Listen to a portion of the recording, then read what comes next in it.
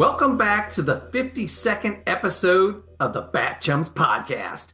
I'm Drew Leiter, and joining me tonight is my co-host, the man, the myth, the new legend, Mike Gordon. Howdy, and I'm not the only one joining you this week.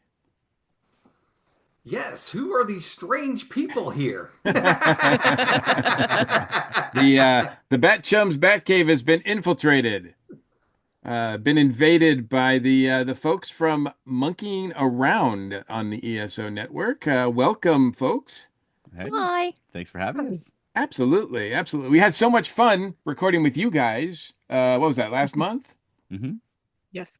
That we had to return the favor. And yeah, just like Batman never appeared on the monkeys, and the monkeys never appeared on Batman. But this is the next best thing, Right. I think. Closest we you're do, gonna get.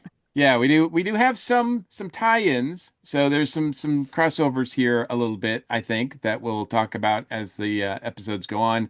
But what we'll start with you, Veronica. What's your sort of experience with the Batman 60s show? Very little. My experience with Batman before I met Chuck was pretty much the 90s animated cartoon. I had probably maybe caught the 66 in reruns at some point, but I have no memory of it. I don't remember watching it until it was on at some point while I was with Chuck, probably after we were married. Wow. Okay. Okay. So you weren't even aware that there was a 60s show? Oh Or- no, I knew that there was a 60s Okay, show. I gotcha. wasn't familiar with it, and I knew Adam West and Burt Ward and Gotcha. that kind of stuff, but I didn't know the show. Gotcha. Yeah. But we talk about how like the show permeated pop culture so much that a lot of people probably know the references, such Mhm. as like, getting rid of a bomb and all that kind of stuff, but they don't, or the holy this and holy that Robin was about without even Mhm. actually have watched an episode. Yeah, basically, So that's me. what about you, Charles? I grew up with it. I grew up in the 80s when, you watch things like Batman, Star Trek, Get Smart, Green Acres, whatever the case may be. 60s shows were all over television in the 80s. So I grew up with Batman 66. Is still my favorite Batman. Is it? I Okay, guess cool. really the contemporary one for me growing up would have been the Batman the Animated Series, but I was a huge fan of the what we can now call Batman 66. Back then I just called it Batman. I was a fan of that growing up, So I'm to this day, like as Felt Nerdy, Veronica and I do puppet shows, and we have a Batman puppet who's inspired by Adam West's Batman. We've done several shows with him. He's pretty popular. People like the old Batman. We call him the Bright Knight. Absolutely, absolutely. What about you, Elaine? I was aware of Batman. I don't remember watching it. I did watch a lot of the old shows that they played on Nick at Night and stuff like that back in the 80s, but I don't really remember watching Batman. Mm. But I was aware of it, and like the like when they would hit the villains in the comic, wow, that like those would pop up on the screen because that would show up in other shows. hmm Like you were saying, pop culture, I would see stuff that would reference Batman in other things. So I was aware of it, but I still have only seen a handful of episodes. Matt has the whole set, and The one Blu-ray day we box will set. watch. Yeah. Yeah, one day we'll watch through it, but it's just been an episode here and there. Um, I do. We were started watching through it, and our son would watch with us. He was much younger, and I have a video of him singing along with the theme song. And he's made up his own. He made up his own words, and he's like, it's not that man. It's this man. It's Batman." And he would no no no no no. And then at the end, where it would go Batman, he would add in color because it said it on the screen, and so he That's hates it. When adorable. he hates it when we talk about that video. But so that's like my memory for Batman is very current with my hmm son singing. So yeah. That's That's awesome. hilarious. That's awesome. So for two of you, you've never seen this before, this two-parter. Correct. Chuck, was this familiar to you, this one?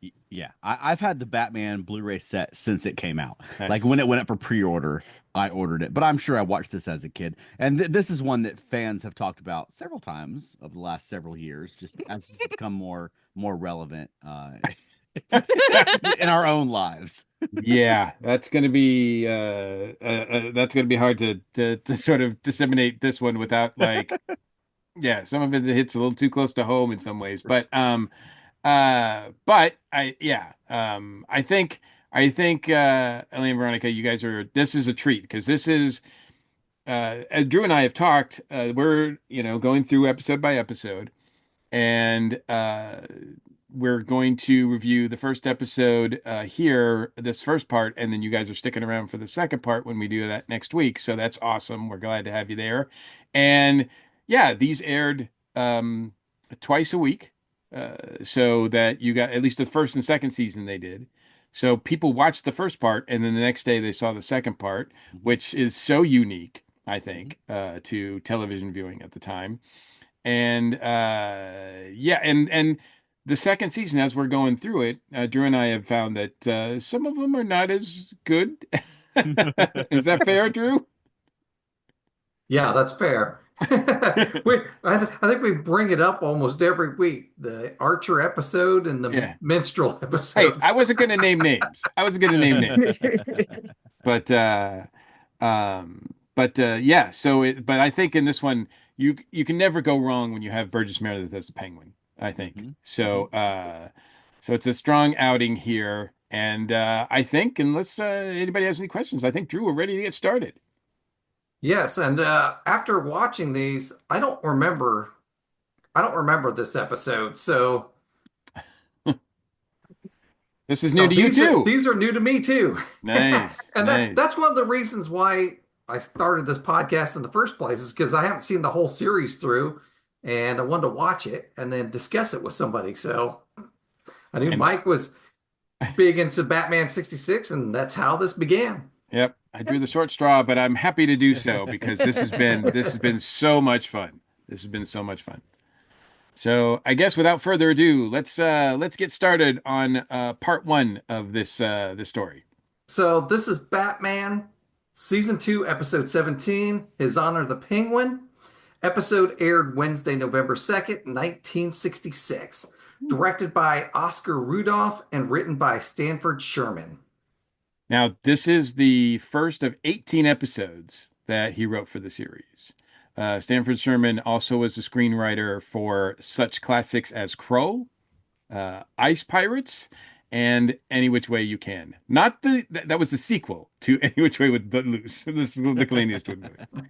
So yeah, huge. What a pedigree. But this is yeah this. So he's about to go on a run of a lot of episodes this season and next season, and this is just the first part of the first one of 18. So.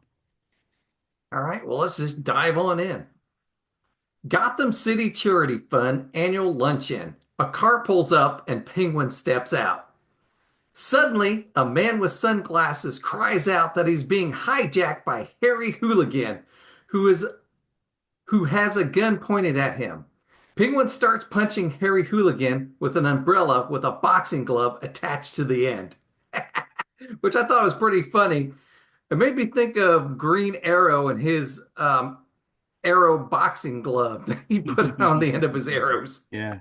We haven't really seen him do a lot of trick umbrella things so far. So this is kind of a new thing for him to do that. I mean, he's used the umbrella before and he's used it to fly around and stuff, but we haven't seen him actually like, put a gimmicky glove on it. Like you were saying, like we're traditionally thinking with Green Arrow.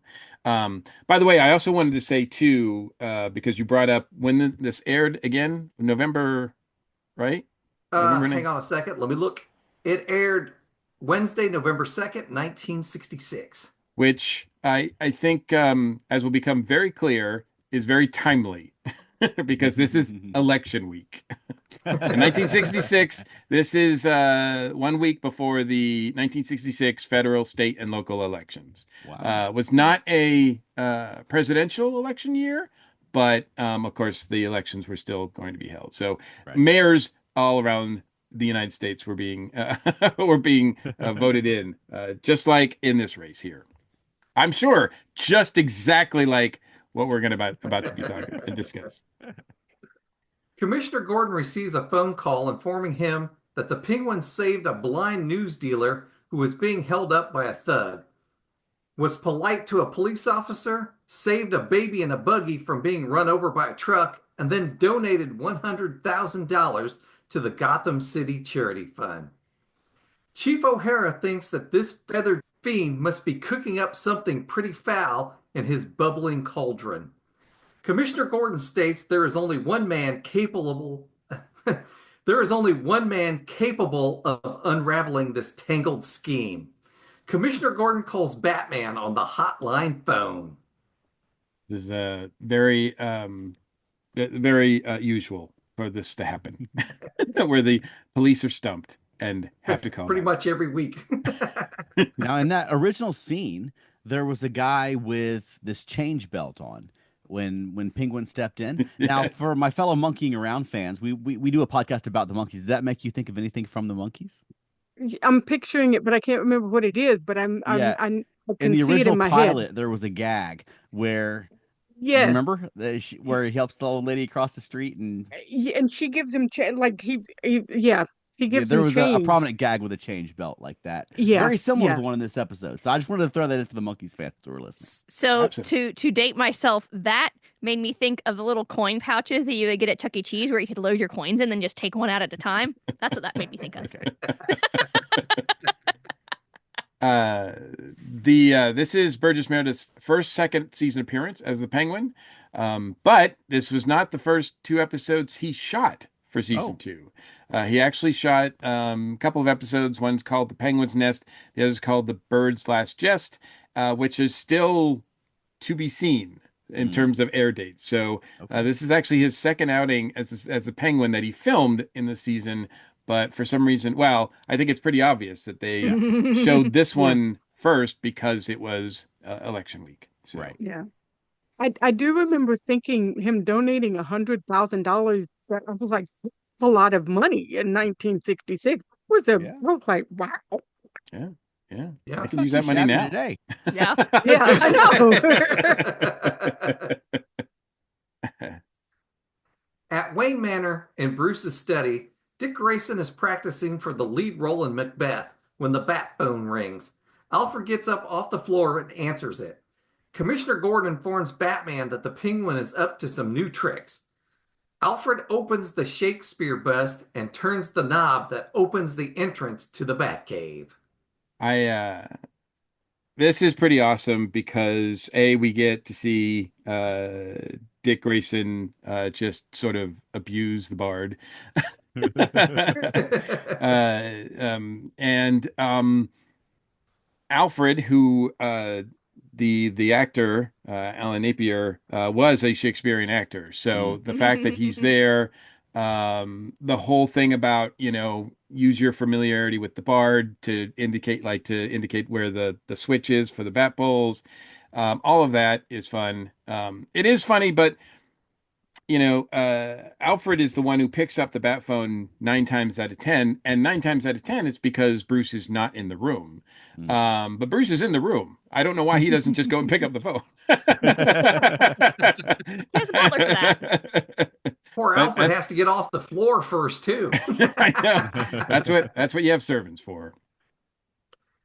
I don't know if you noticed, but it was pretty obvious to me, Mike, that when the entrance to the bat cave opened this time, I noticed the difference in the size of the bat poles.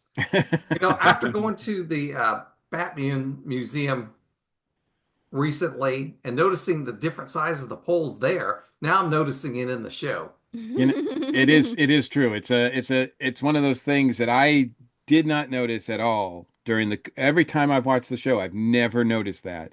But seeing them in person, at least a recreation of them, yes, Batman's pole is bigger. And Bruce's pole is bigger. Make of that what you will. But yes, it is, and yeah, I'm glad to see that you confirmed that is actually true in the show as well. In the elevator at police headquarters, Batman and Robin discuss the rumors that Penguin is running for mayor. Robin thought that convicted felons were barred from holding public office. Batman states that Penguin has done his civic homework. He has discovered that paragraph 34A of the city charter has never officially been repealed or appealed. It Yeah. specifically allows convicted criminals to run for public office. Yeah, I'm gonna all right, I'm gonna bite Yeah. my tongue on this one a Yep. little bit, except for the fact that Robin makes this remark. Batman reveals that the Gotham City Charter allows this to happen. And we know, Drew, that Batman knows what's in the Gotham City Charter because in a couple of episodes ago, that's the same charter that Egghead recently stole, and Batman had to go through it with a fine-tooth comb to find some sort of contingencies to make sure that Egghead would not be run the city. So it is kind of cool that there's this sort of when Drew and I started this, we had no presumptions, and I don't know if this is true for the monkeys, but most of the shows around those time period were just pretty much one and dones. Like there's Mm-hmm. not a lot of continuity because Mm-mm. they didn't make TV that way. You Mm-mm. couldn't guarantee that somebody was going to watch from week to week to week to week to week. So Drew and I are constantly surprised at how many things sort of slip in as far as a continuous arc or just a reference to something in the past, because usually that's not the case. Yeah, 1966, if you missed an episode of television, there's a good chance you just missed it. You would never see it again. Yeah. As far as you knew at that time. Yeah, absolutely. Yeah. So yeah, I don't know if you've seen like now when you're watching the episodes of the Monkeys, have you noticed like little things slipping in so you can really tell that there's a some sort of continuity, or is it just sort of bonkers every time? Really, it's more in like recurring gags. And there'll be recurring Yeah. characters, like Mr. Babbitt, the landlord, who will pop in from time to time. Things like that you get more than them referring back to previous episodes. Gotcha. Gotcha. Yeah. Well, speaking of recurring character, oh, and we did find out too, Drew, that this is something new. I had no idea that the Gotham City Police Commissioner's office is on the 13th floor.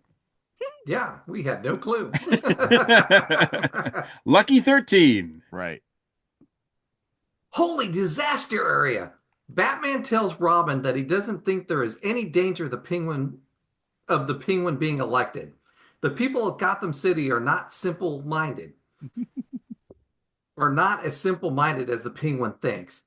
As soon as Batman and Robin leave the elevator, the three men standing behind them lower their hats to reveal Penguin for Mayor buttons attached to their suits. When the elevator closes, there's a vote for Penguin sticker on it. Yeah. Yeah, I don't know how political you guys get on your podcast, but this is an episode that's difficult to talk about without making any reference to modern politics. Yep. And I think it's an episode that holds up really well because of that. Yeah. Yeah, well, I think what we've found is that it's nothing new, right? Mhm. Like this was happening. A lot of the things that are being said here in this '60s series are still very much the case, and yeah, for Very better or sad. for worse. Yeah. And Batman's a show I've said a lot of times. It's a different show when you watch it as an adult than it was when you watched it as a kid, because there's so much built into the show, satire and parody and things like that you didn't pick up on when you were a kid, and you're just like, oh no, Batman and Robin are in danger, and then you watch it as an adult and you're like, oh, that hits a lot differently now. Yeah. I'm an adult, it's a lot cleverer than I thought it was going to be. And then, as a kid, it's easy to think like, oh, it's, obviously the people of Gotham, it's kind of unrealistic they would vote for this obviously cartoonish supervillain. And then you grow up and find out that no, the writers knew exactly what they were doing. Yeah, it is. I don't think we've seen too many episodes. We've seen things here and there, but this one is the most biting, I think, episode that we've seen as far as taking on and satiring like openly the political system. There's been digs here and there about sort of class systems and that kind of thing, and we've mentioned it here and there, but this is really blatant. And I think it works. I think it really works really well. Yeah, And the writer hit the Penguin's nail the on the head. perfect one to do this. Mm-hmm. Mhm. When Batman and Robin arrive at Commissioner Gordon's office, Mayor Linseed is there to say goodbye. Batman tells the mayor that he thinks that he overstates Penguin's chances to win. The mayor calls in Gallus, Rupert, and Trendick. The polls show Penguin is winning the election with 60% of the vote over the mayor's 30%. The mayor suggests that Batman run for office. He's the only one popular enough to beat the Penguin. All right, let's put a pin on that. Okay, so the pollsters, Gallus, Roper, and Trendeck are spoofs of actual polling organizations, Gallup, Roper, and Trendex. And they are played by three great character actors. Gallus is played by George Firth, who is a character actor. He was a character actor from the 60s, like from the early 60s to, I mean, he went to the 97. He's in Honey West, Butch Cassidy and the Sundance Kid, Blazing Saddles, Cannonball Run. He actually co-created the Tony Award-winning musical Company, which by Stephen Sondheim. But I think most notably for our guests, he was actually in 2 episodes of The Monkees, One Man Shy and A Coffin Too Frequent. Yeah, I recognized him. I'm like, he was in the Monkees. I know him. That sounds like what Chuck does when we're watching any episode, and he's like, "That person was in Star Trek. They were already having prosthetics, but they were in Star Trek." Lots of crossover in the 60s. You almost think there's only like a shortage of actors or something. Now, Rupert was played by an actor named Woodrow Parfait.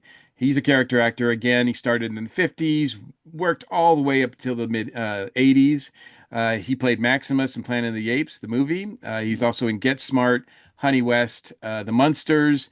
He will show up in season 3 of this series, Batman. He was also featured in Dirty Harry and the Outlaw Josie Wales. And last is Trendeck, who is played by Murray Roman. He was a writer for the Smothers Brothers. Didn't appear in a lot of acting roles, but he did appear in the Monkees episode Fairy Tale, and he's also going to be featured in the pilot for Batgirl, which is something that Drew and I will be talking about at some point in the future as well. Awesome. Yeah, if you watch a Monkees episode, watch Fairy Tale. Yes. Yes. Yeah? That's a great one. Yes, it's my favorite. Really? Yes. It's great.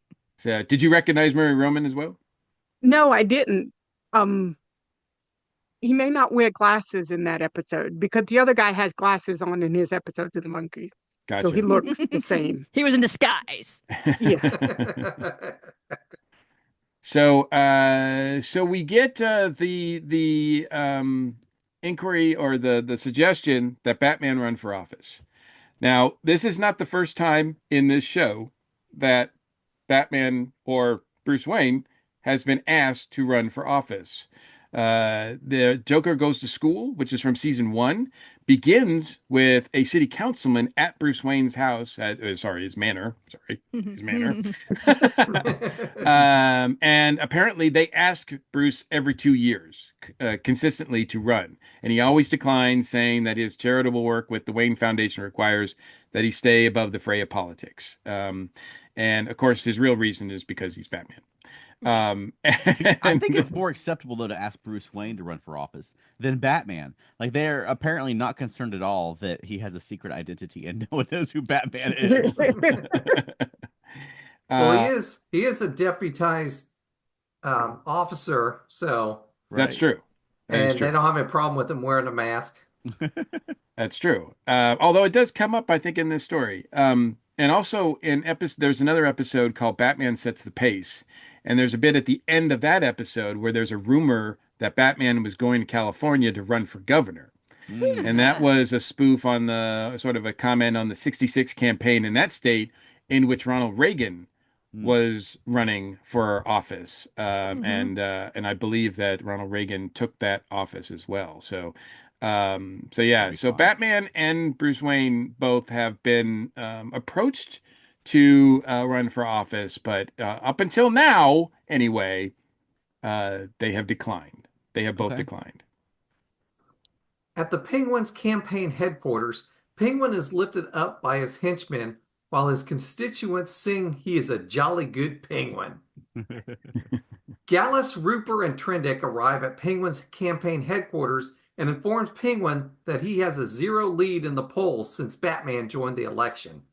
Penguin is excited that old Pointy Ears has thrown his cowl into the election. Once and for all, Penguin plans on settling things with the masked moron. When Penguin finishes with Batman, he won't garnish enough votes to be elected dog catcher. Burgess is so good, so good. Are you guys as familiar with at all with his performance? I mean, I know you are, Charles. He's one of the best, right? Yeah, beyond just Batman, I love Burgess Meredith. I mean, he appeared in the Twilight Zone, I think, every season. He's just, I mean, he's a classic actor. Like you can't go True. wrn with a Burgess Meredith episode of anything. And he Yeah, I actually think appears in a Monkeys episode as well, as a penguin type Right. character. He looks very much like the Penguin. Yeah, absolutely.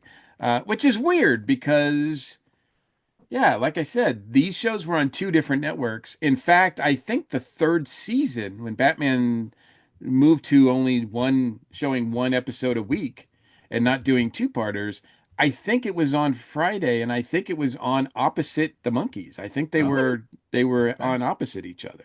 Yeah, going head to head.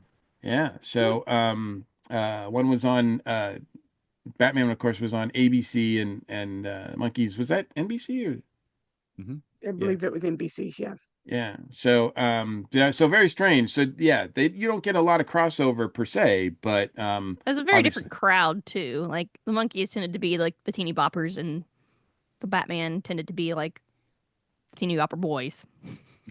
Yeah, I think they had probably a lot of crossover between their audiences. That's But it. when Batman hit, it affected like every show on television. Even like Lost in Space became campier. Star Trek by the end became campier. I Yeah. think the Batman effect could be felt across a lot of television shows. Yeah, Yeah. I think you're right about that. You're right about that. And as we talked about when we visited your podcast, and talked about the Monkeys episode, there was a lot there that tone. Maybe one is maybe sort of geared towards boys and one's geared more towards girls. I don't know. That's an interesting observation that I hadn't thought of before, and you're probably right. But yeah, but the tone is sort of like anything could happen. These are very surreal, silly stories, Mhm. and featuring over the top characters. Right. hmm Yeah. Yeah. Penguin hops on the stage, tells his people that he wants to triple the size of his posters and quadruple the number of campaign buttons. He plans on giving the people the kind of campaign they want. Plenty of girls, bands, slogans, and hoopla. No politics. Issues confuse people. Meanwhile, at Batman's headquarters, Robin asks Batman if they should make his campaign posters bigger. Batman tells Robin that voters are interested in the issues, not window dressings. Robin thinks a little showmanship wouldn't hurt them any. Batman disagrees, stating that he plans on dealing with the issues.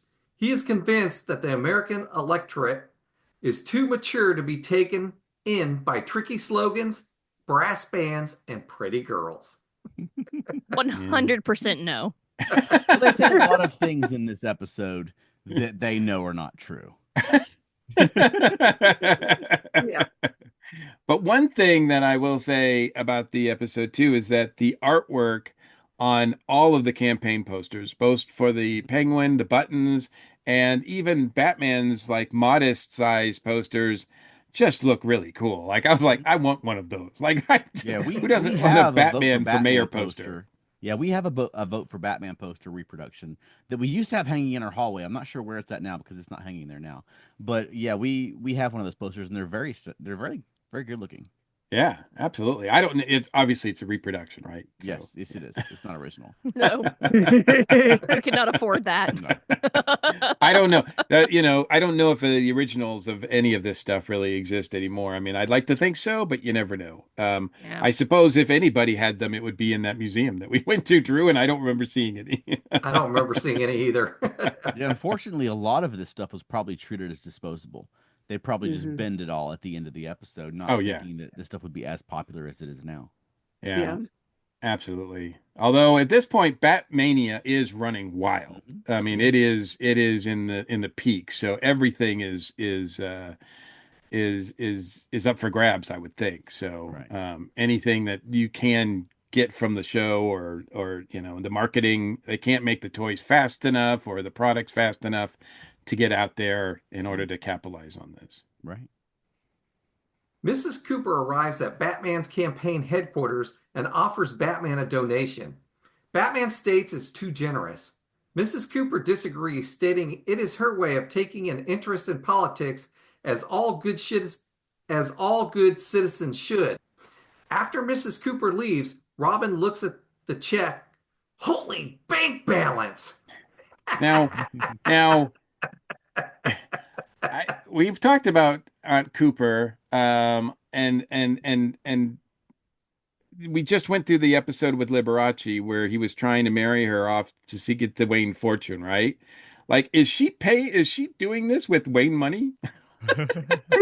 Is she using Wayne money to support Batman, or has she got a nest egg herself? That's not clear.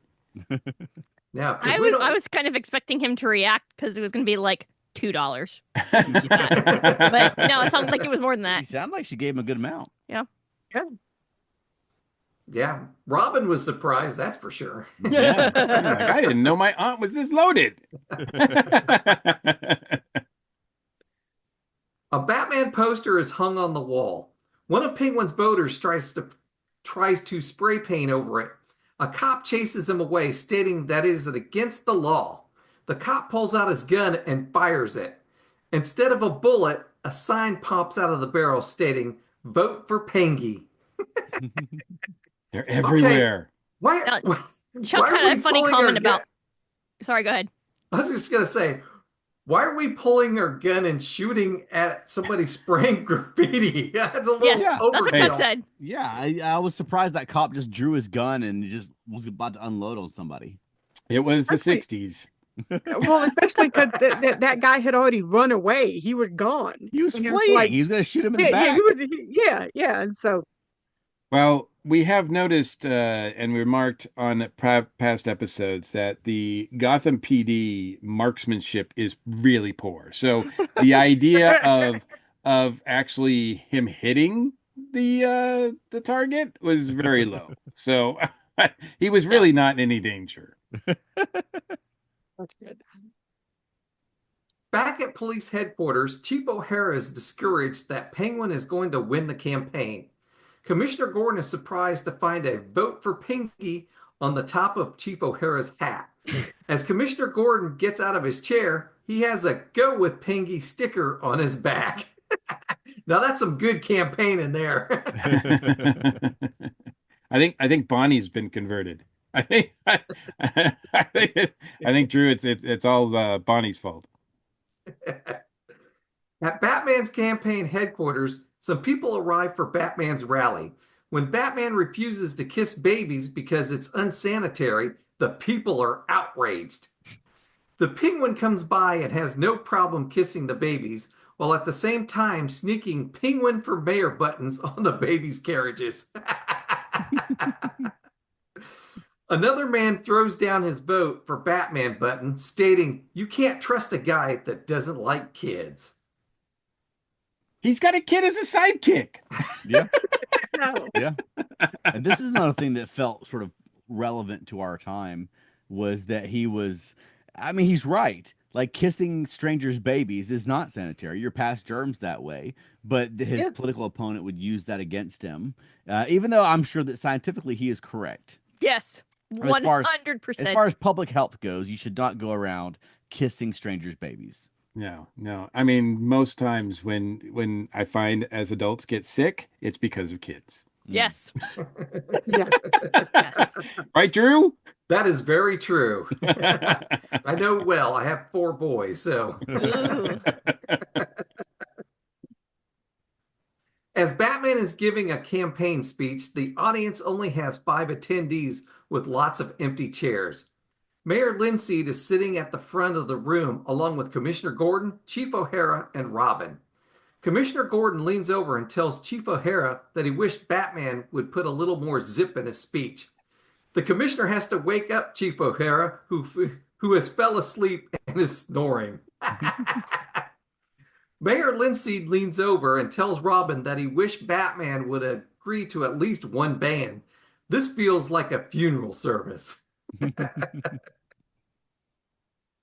Down the street at Penguins Rally, Paul Revere and the Raiders are playing music while a beautiful woman dances around, entertaining the crowd. The Penguin pours champagne and the people continue to party. All right. So before we get to Paul Revere, just a quick note: the belly dancer is Lorraine Chalhoub, who also went by the moniker Little Egypt. She changed her name to Little Egypt, a name used by several belly dancers at the over the course of the 20th century. Okay. Yeah, she has appeared and done dancing in a lot of 60s shows. She shows up quite a bit, and almost always she's belly dancing. So that was the call. Like she had a belly dancing phone that went off. Like if they needed a belly dancer for some show, they Yeah. called Lorraine. And also so if Batman doesn't have a band, if he's just boring people, like where is Aunt Harriet's money going? That's what I want to know. All right, so let's talk about Paul Revere and the Raiders. Finally, The reason we're here. I love Paul Revere and the Raiders. This is the first time we get a rock group that Mhm. is here on the show. Now, a few episodes ago, episodes 3 and 4 of season 2 featured the Catwoman, and in the episode "Hot Off the Griddle," we were introduced to a song called "The Catoosie." Okay. And it was a variation on the Batusi, which Aunt Harriet loved to do. Actually, she was great at it. But they said that the Catusi was played by a band called Benedict Arnold and the Traders, which obviously is a play on Paul Right. Revere and the Raiders. I do not know if they knew ahead of time that Mm. they were going to get Paul Revere and the Raiders. I have seen that them referred to as Paul Revere and the Rooters in this episode, but Okay. this episode does nothing to establish that they are anything but Paul Revere and the Raiders. In fact, at the Yeah. end credits, it says Paul Revere and the Raiders as themselves. Right. Yeah. Yeah. And So I think the Raiders are a perfect band to appear in Batman, but it seems like kind of a waste because they don't play any of their songs. No. You I kind was of going to have- ask you about that. They play 2 songs, all right? We kind of hear one of them, but not anything that we don't get a spotlight on them. No, So it's like Yankee Doodle Dandy or something. You yeah, really they could play have Yankee put- Doodle Dandy, and they play something a little bit before that, I think. But yeah, I don't know. I didn't recognize it. So Right. I mean, they really could have put just extras in Revolutionary War costumes and put them on the stage. I mean, I don't think you needed Paul Revere and the Raiders for this. I love that it's them. But Paul Revere and the Raiders are, I mean, up to this point, they've got to be the most televised band of the 60s because they were the house band for the Dick Clark shows. wow. Happened in 65 and Where the Action Is and happened in 68. Like they were on television like daily, appearing on the Dick Clark shows, and they would perform their own music on there. And now the ones we see here is like, I mean, it's my favorite Raiders lineup where you still have Fang and Smitty and Harpo in the band. Shortly after this, those 3 guys left the band and they formed a different band called the Brotherhood. And there was a different Paul Revere and the Raiders lineup that sort of finished out the 60s. But this is like the classic Paul Revere and the Raiders. Like if you've watched Once Upon a Time in Hollywood and you've heard the Paul Revere and the Raiders songs that appear in that, like this is that band that you see on the screen here. Just they're playing Yankee Doodle Dandy instead of the Paul Revere and the Raiders classics. Gotcha. Now, was Dick Clark's shows on the same network Yeah, as Dick Clark was Batman? Dick Clark was ABC. American Bandstand was an ABC show. So it's He did probably his New Year's Eve thing on ABC. He was he was an ABC guy all the way, I think. Yeah. that was probably why it was so easy to get Mm. Paul Revere and the Raiders over on the Batman show then. Right? Yeah, that makes a lot of sense. Yeah, like I said, I couldn't name a song by them, and I'm But you would know one if you heard it. Probably. I do find it interesting as I was looking through their their song list that they did a version of I'm Not Your Stepping Stone. Hmm. Mhm. And they were like yeah, because that was first recorded by an English band, I think the Liverpool Five, in early '66, but then they never released it. So Paul Revere and the Raiders recorded a version and they released it in May in '66. Hmm. Now the Monkees release it in November '66 and own it. Right. Yeah, Yeah, the Raiders Stepping Stone came out first, but the Monkees had the hit with it. But yeah, actually, like just a few years ago, Mark Lindsay from Paul Revere and the Raiders, he was the lead singer, and Mickey Dolenz went on tour together with a band called the Ah, Fab Four that we love. They're a Beatles backing band, or a Beatles tribute band typically, but they went out in like the full Raiders gear and played the songs, and they did the song together, and you can find it on YouTube. Oh, that's gotcha. awesome. That is cool. That's cool. Um, yeah, unfortunately they don't get to speak or we don't I mean it's just they're just kind of in the background. Right. But I did notice, like I said, that the drum does say Paul Revere and the Raiders. It doesn't say Hmm. Rooters. So Right. I don't know where that there's two things that I found that were kind of myths about this episode. One is that they were playing the band was called in the episode Paul Revere and the Rooters, which I can't find that because nobody mentions them by yeah, name. And then the other thing is that this is the first instance of a band appearing on a sitcom, which Mm, okay. when I looked into that, that is not correct either. No, like the Standells were in the Munsters before this and things like Exactly. that. That's one I came across. Dick Van Dyke had Chad and Jeremy on as the Redcoats Right. in an episode spoofing Beatlemania. Mhm. The Wellingtons appeared in Gilligan's Island. Tons of yeah. So Yeah. In the um, 60s, there was a lot of, they were trying to cross over television and sure. music a lot. The yeah, Monkees were a part of that. The Beatles were a part of that. The Beatles had their own cartoon Hmm. that was a version of the Beatles, but there was a lot of attempts of either bands appearing on sitcoms or sitcom actors putting out singles or albums. There was a lot of mhm, that. They were trying to figure out at that time like how to merge television and popular music. But I yeah, was going to throw in there too, if you wanted to hear what the this lineup of the Raiders sound like, the albums you want to check out are Midnight Ride, Spirit of '67, and Revolution. Those are three fantastic albums. Or, I mean, watch the movie Once Upon a Time in Hollywood from Quentin Tarantino, and you will hear a lot of the songs from those albums on that. And you'll actually see like Margot Robbie holding up, like playing that record, The Spirit of '67. Nice, nice. Are they still around in some fashion? Yeah, I Mark imagine. Lindsay is still around. He's due to some medical issues, he's not touring. He almost was on the Flower Power tour, not Flower Power, but the Happy Together tour. He almost came back on the Happy Together tour this year, but I think he had some medical problems. But if you listen to Sirius Satellite Radio, he hosts a show on Sirius Satellite Radio where he tells stories and plays their songs. But actually, Harpo, Jim Valley is his real name. He's the guitarist who appears in this episode. He just recently launched a new website. He's got a new album coming out soon. Fang, who was the bassist, and he's sort of famous because the back of his bass says the word Fang, and he'll hold it up like during performances and things. But he put out an album, I sort of a love that. compilation album, just a few years ago. He's still around. Unfortunately, Paul Revere passed away several years ago. He for years he had Paul Revere's Raiders. He turned it into sort of a Vegas show where he had some different guys in the Revolutionary War costumes, and for I mean 20 or 25 years performed and to popular crowds. But some of his guys are still around as well, and they'll still perform. I did find it odd that, that one of the sources or the common source that I've seen that says that this is like the first time a band appears on a sitcom. I was kind of like, there was this whole sitcom made around a band Right.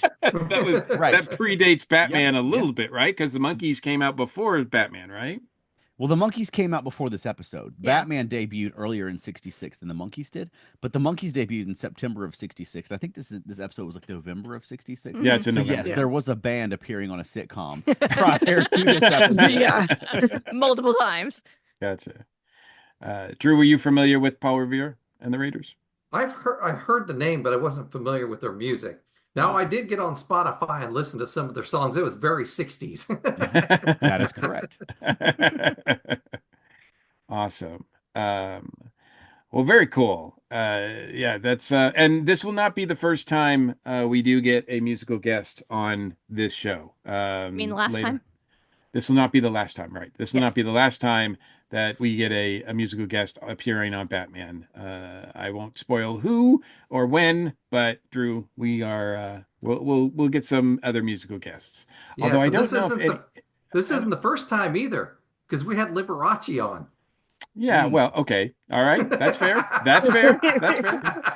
In the what the highest rated show ever of this series. Oh, wow. My understanding is that the Liberace episode was the highest rated show of this entire run of the show. So I also wanted to point out too that I think in this scene, one of the Penguin's campaign workers is played by Joe Besser, who is one of the Three Stooges. He was actually Shemp's replacement.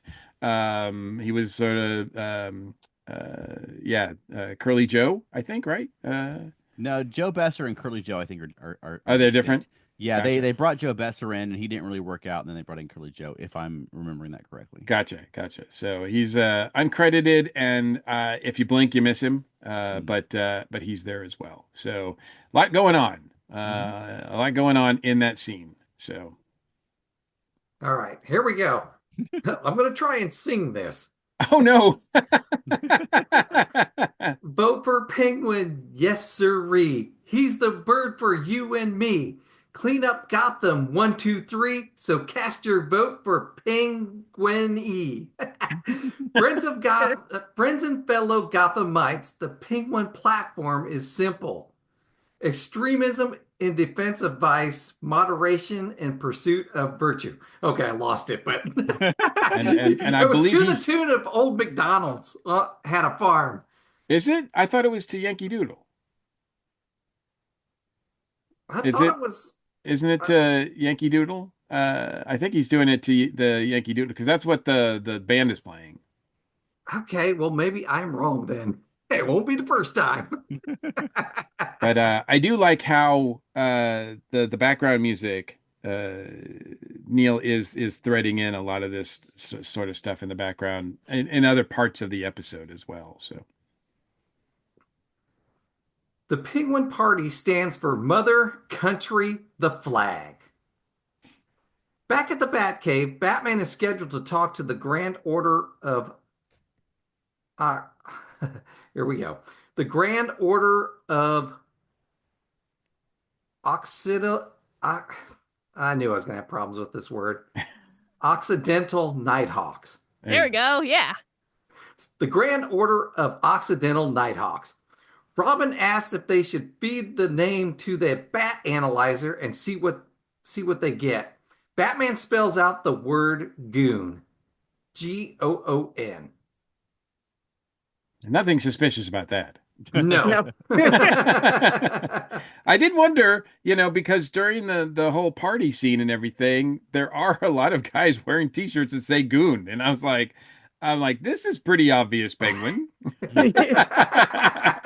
Was it during that party scene that there was the three ladies sitting at a table together talking?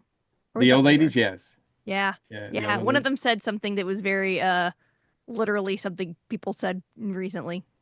Very sad. Do you want to elaborate?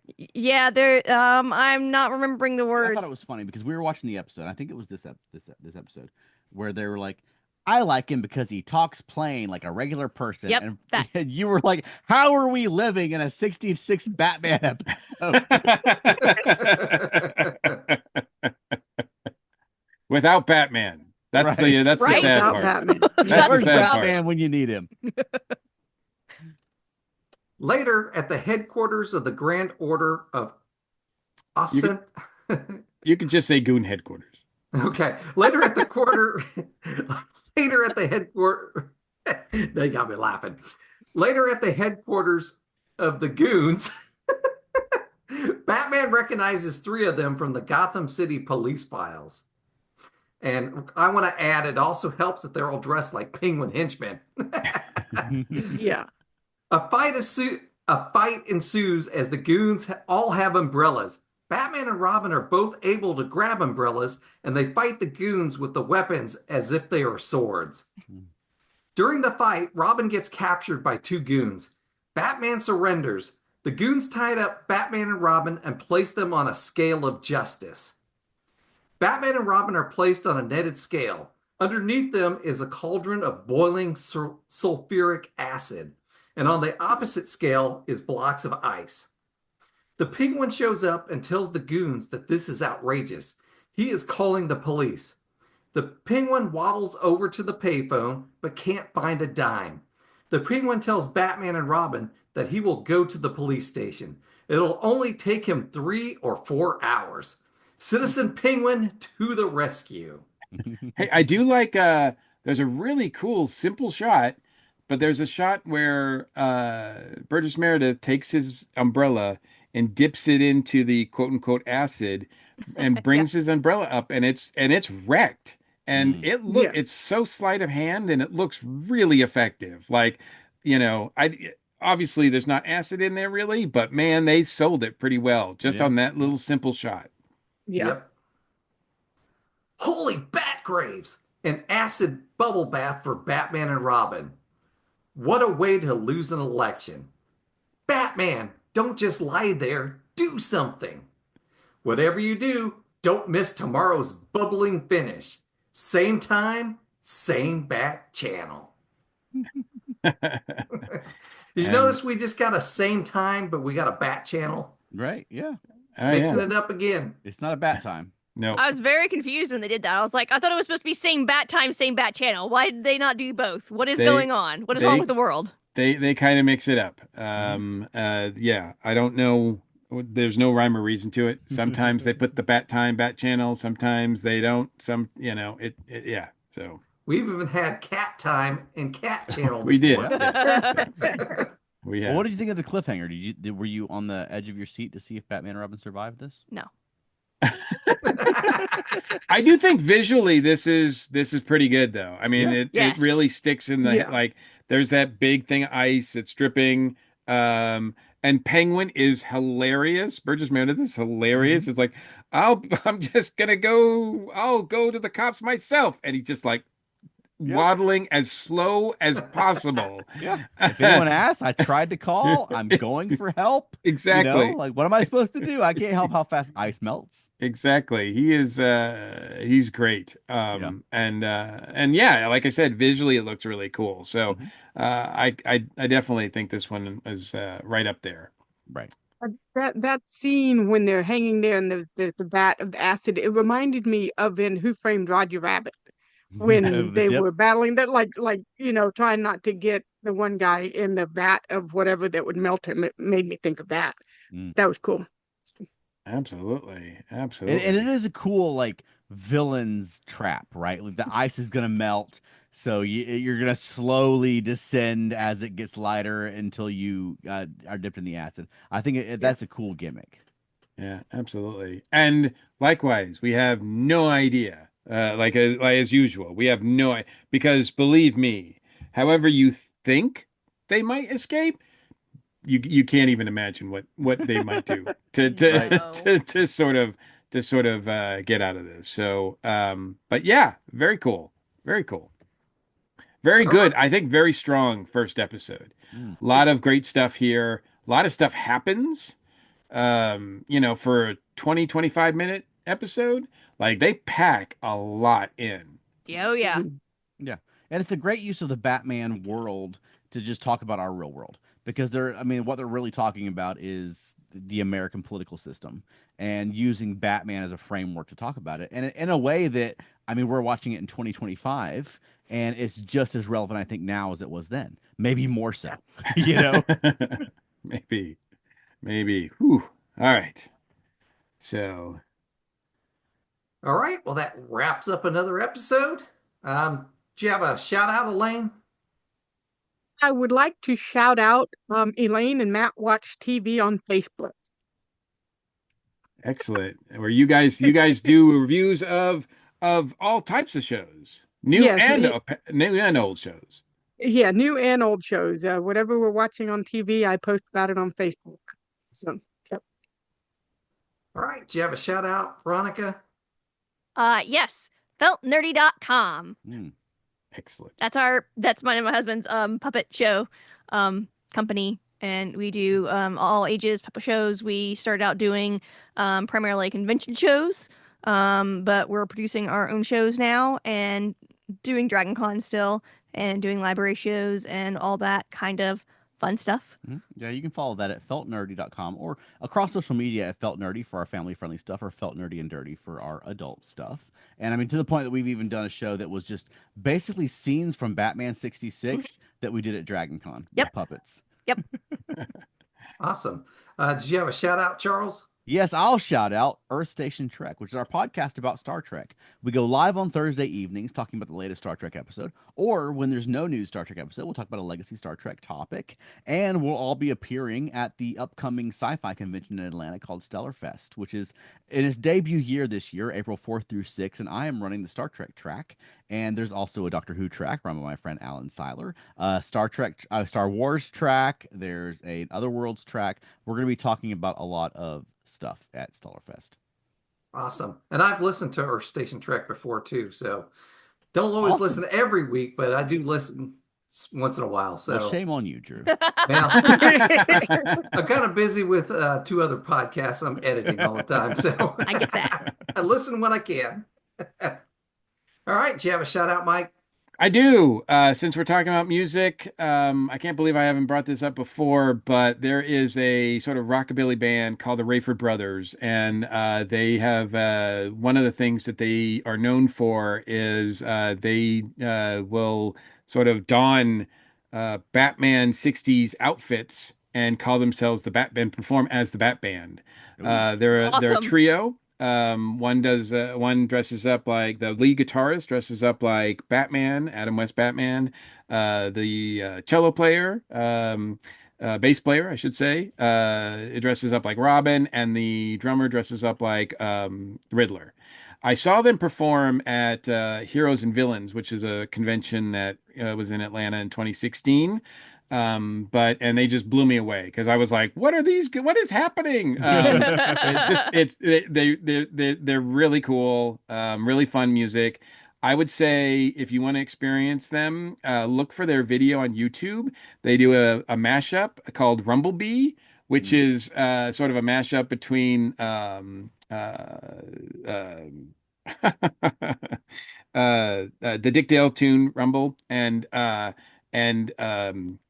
Flight of the Bumblebee, which of course is kind of relevant because that's very much an inspiration for the Green Hornet theme, which is also done by the same people that do this as well. So, Rumblebee is on YouTube, so check that out. But check out the Rayford Brothers. We'll have a link in our show notes so you can check out their YouTube page. And if you get a chance to see them, they're out of California, so they stick mainly to the West Coast. But anytime you can see them, and if you can see the Bat Band, even better. All right, and for my shout out, I'm going to shout out about Batman Dark Detective issue #1 because I don't know if you remember this comic book cover. I do. It's the one with the Joker, and it's vote for me or I'll kill you. Yeah, in the comics, the Joker has been run for office before, so. I don't know if I've ever read that. I just remembered the cover, so this episode made me think of that. So we'll put it in the newsletter. Can I interject one thing? Absolutely. Because all 3 of us gave a shout out, and none of it was for the Monkeeing Around podcast. So if you enjoy this whole episode is a shout out for the Monkeeing Around podcast. Yes, check out Monkeeing Around. It's our podcast about the monkeys. We still have another episode you can shout out about. Oh, good.